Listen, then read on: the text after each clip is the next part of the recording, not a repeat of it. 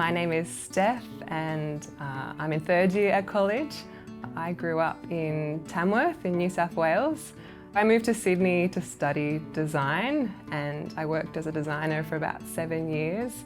During that time I was really involved in my local church and loved being involved in kids ministry, and I was considering theological education to further equip me in that. But yeah, I was really terrified of coming to college and what working in vocational ministry would mean. I was just really having a lot of fun being a designer. There was a lot of things that contributed to me finally coming to college, but I think seeing how richly God had blessed me in many ways, but not least of all in the ways that I had such peace in having a relationship with God, and being really challenged that these gifts were given to me not for myself, but to serve God and His people, to build up His church. For me, that meant considering giving up my design career and signing up for more college. A huge challenge was coming back to study and adjusting to studying after being in the workplace for so long. But yeah, even when I'm feeling my most weakest, it's such a joy just being able to soak in God's word every day. It's been such a joy to see also the way that God has just grown my dependence on Him in all things as I study God's word.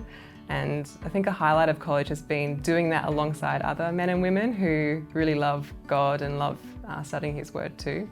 I came into college thinking I would go into kids ministry in some sort of capacity because I love doing that.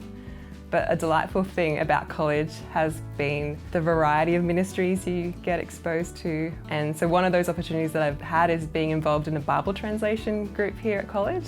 And that's been really cool, the way that God's word powerfully works in places all over the world.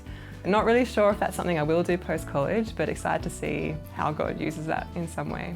I'd love prayer for staying confident in the power of God's word. I think in a couple of classes recently we've been thinking about what does it mean to live as a Christian in a secular world.